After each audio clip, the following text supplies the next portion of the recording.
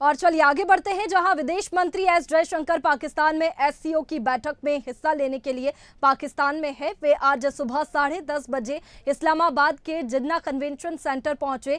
यहां उनका स्वागत पाकिस्तान के पीएम शहबाज शरीफ और डिप्टी पीएम इशाक डार ने किया। एससीओ की बैठक 11 बजे से शुरू हुई। इसमें एससीओ के व्यापार और आर्थिक एजेंडे पर चर्चा हुई। एससीओ बैठक को संबोधित करते हुए एस जयशंकर ने कहा कि आतंकवाद और व्यापार एक साथ नहीं चला सकते। जयशंकर ने पाकिस्तान चीन का नाम लिए बिना ही कहा कि सभी देशों को एक दूसरे की क्षेत्रीय अखंडता और संप्रभुता को मान्यता देने की जरूरत है। जयशंकर ने कोरोना महामारी के साथ इजराइल, हमास, हिजबुल्लाह और रूस यूक्रेन संघर्षों का जिक्र करते हुए कहा कि ये बैठक बहुत मुश्किल समय में हो रही है। क्लाइमेट चेंज से लेकर सप्लाई चेन तक कई तरह की कठिनाइयां हैं, इससे विकास प्रभावित हो रहा है। जयशंकर ने कहा कि एससीओ की 3 चुनौतियां आतंकवाद, उग्रवाद और अलगाववाद, इनसे खत्म किए बिना संगठन अपने मकसद को हासिल नहीं कर पाएगा। संगठन के विकास के लिए मेंबर देशों को एक दूसरे पर यकीन करने और ईमानदारी बरतने की जरूरत है। बैठक के बाद 2:30 बजे लंच होगा। शाम 4 बजे जयशंकर से पाकिस्तान से भारत के लिए रवाना हो जाएंगे।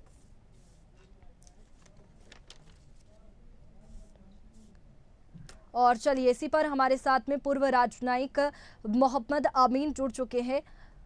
सर, बहुत स्वागत है आपका इंडिया हेड में।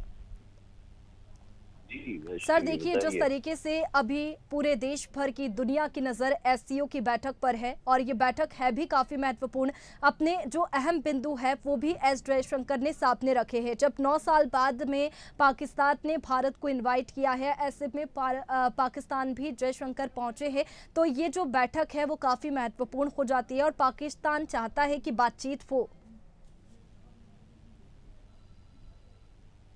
देखिए वैष्णी, क्लियर कट देखने को मिल रहा है अब आपको कि पाकिस्तान ने 9 साल के बाद उनको आमंत्रित किया है। बल्कि मैं कहूंगा कि हमारा देश 9 साल के बाद उस देश में हमारे विदेश मंत्री पहुंचे हैं। लेकिन ये साबित कर दिया है इस पूरे क्षेत्र में कि जो हमारा भारत है वो भारत की अपनी पॉलिसी है, भारत की अपनी विदेश नीति है और भारत अपने इस तरह से अपने हिसाब से चलता है। वो किसी के द्वारा गाइडेड नहीं चलता। जैसे गाइडेड मिसाइल होती है या गाइडेड लोग होते हैं या गाइडेड उनके नियम कायदे कानून होते हैं, हमारे यहाँ नहीं है। हमारे यहाँ देश में 14 के बाद से, जब से श्री नरेंद्र मोदी जी प्रधानमंत्री बने हैं और उन्होंने कैरियर डिप्लोमेट को विदेश मंत्री का जो दर्जा दिया और वो विदेश मंत्री हैं इस वक्त, तो उन्होंने काफी गहराई से पूरी दुनिया को देखा हुआ है। वो इस वक्त विदेश मंत्री हैं। यही वजह है कि हमारी जो देश की तरक्की है वो ऊंचाई पर जा रही है। और ये सन 62 पाकिस्तान को भी समझना होगा कि सन 62 और 65 का देश नहीं है। चाइना को पता है। और ना ही हम वेस्ट की पॉलिसी को देखते हैं, ना हम ईस्ट की पॉलिसी देखते हैं। हमारे देश की अपनी पॉलिसी है, अपना विचार है, आचार है और अपने हिसाब से काम करते हैं। ना किसी के बंधन में है, ना किसी से हम बंधन मानते हैं। ना हम किसी को डराते हैं, ना हम डरना चाहते हैं। और अगर कोई हमें डराने की कोशिश करता है तो हम उसको बराबर से जवाब देते हैं। अभी भी आप देखिए कि जितने सैंक्शन लगे थे, ईरान पे लगे और रूस पे लगे, लेकिन हमारे देश ने अपनी नीतियां आगे रखी और कई यूएस की परवाह नहीं की। इसीलिए आप देखिए बिना उस बेशक परेशानी और उलझनों के साथ में होने के बावजूद भी हमारे देश के विदेश मंत्री पहुंचे इन लड़ाइयों में। जब देश में चल रही हैं लड़ाइयां, जैसे आप देखेंगे इजराइल और हमास की लड़ाई है, ईरान की लड़ाई है और इधर यूक्रेन और रशिया की लड़ाई है। 2 देशों का उन्होंने जिक्र भी किया अपने में। और इस शंघाई सहयोग संगठन की जो 2 दिन की मीटिंग है उसमें कल गए थे ये, और आज मीटिंग में उन्होंने जो अपना स्टेटमेंट दिया वो सबको चौंकाने वाला है और बताने वाला है, पूरे विश्व को एक मैसेज देने वाला है, जिसमें उन्होंने कहा कि हम आतंकवाद और व्यापार, चाहे किसी देश का हो, आतंकवाद व्यापार एक साथ हम नहीं कर सकते हैं और ना ही ये हो सकता है। इस समय जो है जो युद्ध चल रहे हैं देशों के, उसकी भी उन्होंने बात कही। जबकि उन्होंने बात कही पुराने कोरोना महामारी में, जो कि विश्व के विकासशील देश बुरी तरह से प्रभावित हुए, इकोनॉमिक प्रॉब्लम आई, तो एशिया देशों के बीच में उन्होंने आपसी सहयोग की बात की। इस बात को लेके कि आपस में कॉपरेशन होना चाहिए। इसमें उन्होंने जलवायु परिवर्तन की बात की और वित्तीय कमजोरी जो है उसको भी जो प्रभावित होती है उसको भी दूर करने की बात की। और आतंकवाद, अलगाववाद, कट्टरपंथ से लड़ने की चुनौती दी उन्होंने। और विश्वास कहा कि आपस में देशों में विश्वास होना चाहिए।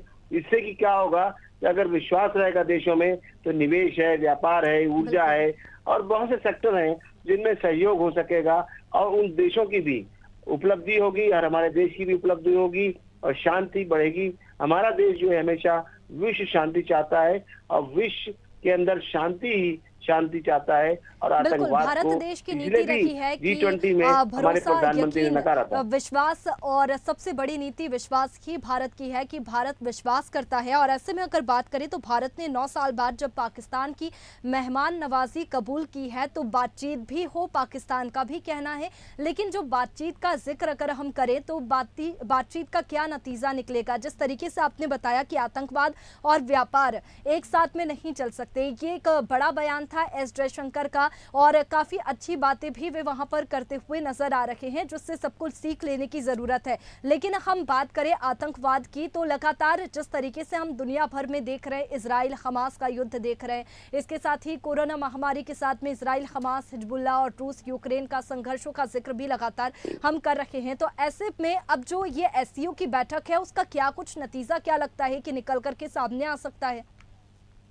देखिए, विदेश मंत्रालय में अपने आचार विचार और रखे जाते हैं, आपसी सहयोग होता है और आपस में एक्सचेंज होते हैं, पेपर समझौते होते हैं। ये एक लॉन्ग टर्म प्रोसेस है जो चलता रहता है विदेश मंत्रालय में। लेकिन जो आज उन्होंने मैसेज दिया अपने पड़ोसी देश को, तो सारे पड़ोसी देश जितने, चाहे हमारे बांग्लादेश हो, चाहे मालदीव हो, चाहे श्रीलंका हो, सभी को, आसपास के म्यांमार हो, सभी को उन्होंने संदेश देने की कोशिश की है कि जो देश आतंकवाद को बढ़ावा देगा, अगर हमसे व्यापार करता है तो ना तो हम व्यापार करेंगे, हम ना आतंकवाद को पनपने देंगे। ये एक बहुत तगड़ा मैसेज है और खास तौर से पाकिस्तान को समझा दिया है अपनी आज भाषा में, जो भाषा में सख्ती होती है उस सख्ती के साथ उन्होंने पूरा मैसेज दिया है और ये बता दिया है कि तुम पड़ोसी हो हमारे यहाँ और आतंकवाद को बढ़ावा दोगे तो हम तुम्हें हर तरीके से कुचल देंगे। इस तरह नहीं रहेगा कि आपके साथ हम प्यार से बात करें। आप इसीलिए 9 साल के बाद हम आए हैं और ये हम बता के जा रहे हैं। आज जब वो बता के चलेंगे तभी मैसेज दे के जाएंगे। पूरा मैसेज उनको पाकिस्तान को समझ में आना चाहिए कि अगर पड़ोसी है, शराफत से रहेगा तो हम उसके साथ सहयोग कर सकते हैं, उसका भी उत्थान कर सकते हैं। आज बड़ी परिस्थितियों में गुजर रहा है, आतंकवाद की वजह से खोखला हो चुका है पाकिस्तान के अंदर अर्थव्यवस्था बिल्कुल बिगड़ चुकी है। आपने इससे पहले भी देखा होगा, आपने देखा होगा डिबेटर्स को डिबेट करते हुए कि वहां पे आटा क्या रेट है, वहां पे सब्जी क्या रेट है, वहां पे आलू क्या रेट है, कितना महंगा हो गया है। तो इस तरीके से उनको कुछ खाने को नहीं, क्योंकि सब उनके यहाँ सुई से लेके जहाज तक किसी चीज की वो सब बाहर से आता है, उनके यहाँ कोई प्रोडक्शन नहीं है, वो आत्मनिर्भर देश नहीं है। जैसे कि हमारा देश हर मामले में आत्मनिर्भर है, चाहे सैनिक की बात हो, चाहे वो प्रगति की बात हो, चाहे वो आर्थिक स्थिति की बात हो। बिल्कुल, और प्रधानमंत्री नरेंद्र मोदी के नेतृत्व में लगातार देश आत्मनिर्भर भी बन रहा है। लेकिन एससीओ की 3 चुनौतियां भी एस जयशंकर ने वहां पर बताई है, आतंकवाद, उग्रवाद और अलगाववाद, और इनसे खत्म किए बिना संगठन अपने मकसद को हासिल नहीं कर पाएगा, ऐसा उनका कहना है। तो क्या लगता है कि पाकिस्तान को जो मैसेज दिया है एस जयशंकर ने, क्या पाकिस्तान उससे सीख लेगा, ईमानदारी के रास्ते पर चलेगा? जिस तरीके से हम देखते हैं कि पाकिस्तान में पानी तक की कमी है, वहां पर हर एक चीज की कमी है, हर एक चीज के रेट ज्यादा है, महंगाई कह सकते हैं कि ज्यादा है, हर एक चीज के लिए लोगों को परेशान होता हुआ हमने देखा है। देखिए, अगर पाकिस्तान नहीं समझता जी, एक हमारा पड़ोसी देश, स्ट्रांग देश है भारत, और उसको समझा रहा है, बता रहा है, अगर नहीं समझता है तो मैं नहीं समझता कि अभी जितनी परिस्थितियां वहां पर मौजूद हैं और आतंकवाद को उन्होंने बढ़ावा दिया है, तो मैं नहीं समझता कि वर्ल्ड मैप में वो ऐसे पाकिस्तान रहेगा। वो देश नहीं रह पाएगा पाकिस्तान, क्योंकि उसको वहां के आतंकवादी खत्म कर देंगे और वहां पे वैसे ही आर्थिक व्यवस्था डूबी हुई है और वहां के लोग परेशान हैं, तो कुछ ना कुछ तो होगा और इस चीज में पाकिस्तान को खत्म कर देंगे। आज देखिए बांग्लादेश की क्या स्थिति हुई, वहां पे घुस गया आतंकवाद और आज बांग्लादेश की हसीना को वहां से देश छोड़ के जाना पड़ा, जबकि वो देश के डेवलपमेंट की बात कर रही थी, लेकिन आतंकवादियों ने उनको सहारा दिया गया। कई देशों ने, उसमें चाइना भी है, उसमें यूएस भी है, उन लोगों ने सहारा दिया और आज वो देश खत्म हो गया। एक तरीके से देखा जाए इकोनॉमिकली और वैसे भी सोशली बिल्कुल बायकॉट हो गया है। इसको, हसीना को किसी देश ने लेने की कोशिश नहीं की सिवाय हमारे पड़ोसी देश इंडिया ने। उसको मोदी जी ने उनको शेल्टर दी और वो आज भी यहाँ पर हैं। ये बहुत बड़ी बात है कि पड़ोसी का बहुत बड़ा हक होता है। पहले भी पुरानी जब देश बटा, ये बांग्लादेश बना पाकिस्तान का, पश्चिमी पाकिस्तान को, तो याद ये देखिए ना कि उस वक्त भी इंडिया ने ही साथ दिया था, अदरवाइज वो देश नहीं एग्जिस्टेंस में आता। और आज वो खत्म भी इसीलिए हो रहा है कि वो हमारा भारत का हाथ उस पर नहीं है।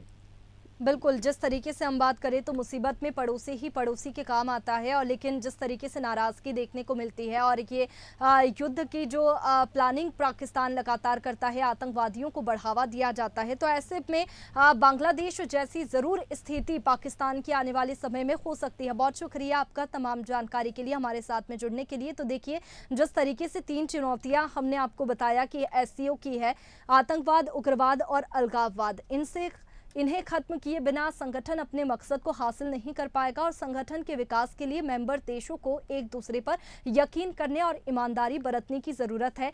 ये मैसेज पाकिस्तान को एस जयशंकर ने दिया है, लेकिन ये जो एससीओ की बैठक हो रही है, अब ये देखने वाली बात होगी कि इससे क्या सीख पाकिस्तान लेता है और इस बैठक का क्या कुछ नतीजा निकल करके सामने आता है।